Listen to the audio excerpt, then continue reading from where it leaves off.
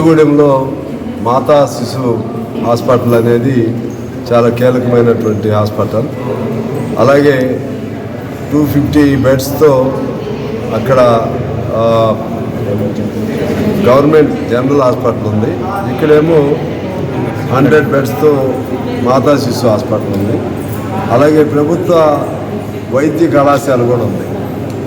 టోటల్గా అక్కడ కానీ ఇక్కడ కానీ లేకపోతే గవర్నమెంట్ జనరల్ హాస్పిటల్ కానీ ఈ మూడింటి మధ్య సమన్వయం ఉన్నది.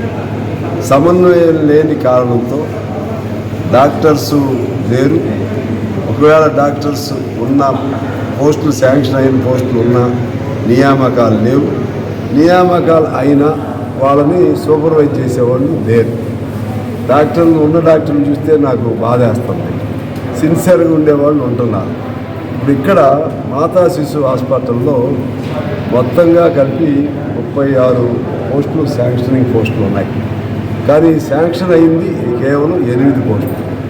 ఆ 8 పోస్టుల్లో మళ్ళీ వీళ్ళు ఉండేది టోటల్గా 4 ఉంటారు. ఎందుకంటే ఒకళ్ళకి 24 అవర్స్ డ్యూటీ చేస్తారు.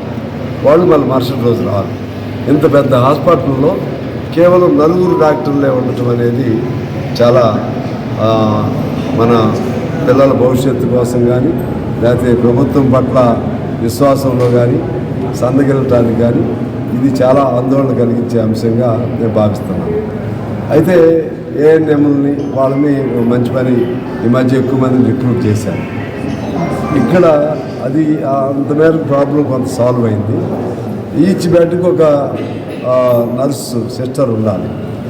250 బెడ్స్ అక్కడ, ఇక్కడ 100, 350 బెడ్స్కి టోటల్గా ఉన్నది ఎంతమంది అంటే అక్కడ 150 ఉన్నారు, ఇక్కడ 90 ఉన్నారు. అంటే 240. అంటే ఇప్పుడు 100, మోర్ దెన్ 100 షార్టేజ్ ఉంది ఏఎన్ఎం. అయినా సరే కొంత బెటర్ అయింది. కానీ డాక్టర్ది అన్యాయంగా ఉంది. వీటన్నిటికంటే మించి ఆర్ఎంఓ అనే పోస్టే ఇంతవరకు లేదు. ఆర్ఎంఓ అనేది లేకపోతే అసలు ఎవరిని అప్రోచ్ అవ్వాలి, ఎవరిని కలవాలో తెలవదు. అలాగే రేడియాలజిస్ట్ పోస్ట్కి ఒక్కరు కూడా లేరు. రేడియాలజిస్ట్ పోస్ట్కి లేకపోయేసరికి ఏదైనా ప్రాబ్లం ఉంటే పెద్దాన్ని బయటికి పంపించే పరిస్థితి వస్తుంది. అలాగే ఎక్స్రేకి సంబంధించినటువంటి టెక్నీషియన్ కూడా ఒక్కరు కూడా లేరు. దానికి కూడా మొత్తం ఖమ్మమో ఇంకో చోటకో పంపించే పరిస్థితి వస్తుంది. దీన్ని ఎలా సమన్వయం చేయాలి, ఎలా బాగు చేయాలనే దాని మీద ఎవరు దీని మీద బాధ్యత, ఎవరు వీటిని నడపాల్సింది అంటే అటు ఆరోగ్య శాఖ మంత్రి ఆయన సిన్సియర్గా ఏదో చేస్తున్నా అనుకున్నాడు, చేయడానికి ప్రయత్నం చేస్తున్నాడు. కానీ ఎక్కడో లింక్ తెగిపోయింది. ఆ లింకులో DMA, director of medical education, DME, మరి వారు ఇంకొద్దిగా బాధ్యత చూడాలి. వారి కింద ఉన్నటువంటి వాళ్ళతో పని చేయించాలి. అక్కడి నుంచి ఇక్కడికి పని చేయించే విధంగా సిస్టమ్ని ఆర్డర్లో పెట్టుకోవడంలో టోటల్గా విఫలం చెందింది. అందువలన ఐఏఎస్ని, విద్యారంగానికి ఒక ఐఏఎస్ని పెట్టాలి. ఈ వైద్యం ఈ జిల్లాలో ఉన్నటువంటి టోటల్ అది డిఎంహెచ్ఏ పరిధిలో ఉన్న పబ్లిక్ హెల్త్ సెంటర్స్ కానీ లేకపోతే ఇతర డిఎంహెచ్ఏ పరిధిలో ఉంటాయి. అలాగే community health centres, area hospitals, ఇవేమో తెలంగాణ వైద్య విద్యా TVVP పరిధిలో, తెలంగాణ వైద్య విద్యా పరిషత్ పరిధిలో ఉంటాయి. ఇవన్నీ కలిపి చూస్తానికి ఒక ఐఏఎస్ ఉండాల్సిందే ఖచ్చితంగా. లేకపోతే ఎవరు చూస్తారు?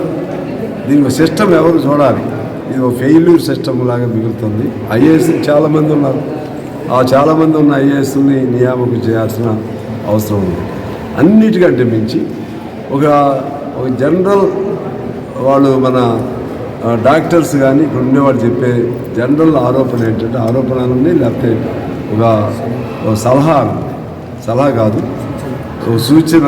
వాళ్ళు చెప్పేది ఏంటంటే ఇక్కడికి ఎవరు రావట్లేదని వాళ్ళ అభిప్రాయం చెప్తున్నారు. ఎందుకు రావట్లేదంటే శాలరీస్ తక్కువ, టెక్నీషియన్స్ అసలు రావట్లేదని. నేనేమంటున్నానంటే అవసరమైతే ఆ డిమాండ్ని బట్టి శాలరీ కూడా ఇచ్చే పరిస్థితి పెట్టుకోవాలి. ఒకవేళ అప్పుడు కూడా రాకపోతే ఈ అవుట్సోర్సింగ్ సిస్టంలో చాలామంది డాక్టర్స్ ఉన్నారు. అవుట్సోర్సింగ్ సిస్టంలో నిరుద్యోగ డాక్టర్స్ ఉన్నారు. వాళ్ళని పెట్టండి, కొద్దిగా జీతం ఎక్కువ ఇచ్చి. అలాగే కాంట్రాక్ట్ సిస్టమ్ ఉంది, వాళ్ళని కొద్దిగా పెట్టండి. ఆ విధంగా ఇమీడియట్గా డాక్టర్ని నింపవలసిన అవసరం ఉంది. అలాగే మందులు కూడా అందట్లేదనే ఒక ఆరోపణ ఉంది. ఆ మందులు ఏమన్నాయో లేవో చెక్ చేయాలి. ఎవరు చేయాలి? దానికన్నా దాని నాలెడ్జ్ అందులో మేమేమి ఎక్స్పర్టైజ్ కాదు. మాకు చెప్పేటువంటి పేషెంట్ చెప్పేది మాకు తెలుస్తుంది తప్పితే ఏ మందులు ఉండాలి, ఎన్ని ఉండాలి, ఇవన్నీ చూడాల్సిన నిఘా, వాళ్ళపైన జాగ్రత్తగా నియంత్రణ చేయవలసిన బాధ్యత అచ్చగా ఈ డాక్టర్లే కాకుండా ఒక ఐఏఎస్ ఆఫీసర్ని ఉంచాల్సిన అవసరం ఉందని నాకు అర్థమైంది. అది మీ ద్వారా ప్రభుత్వం దృష్టికి పంపించాలని చెప్పి నేను కోరుతూ నమస్కారం.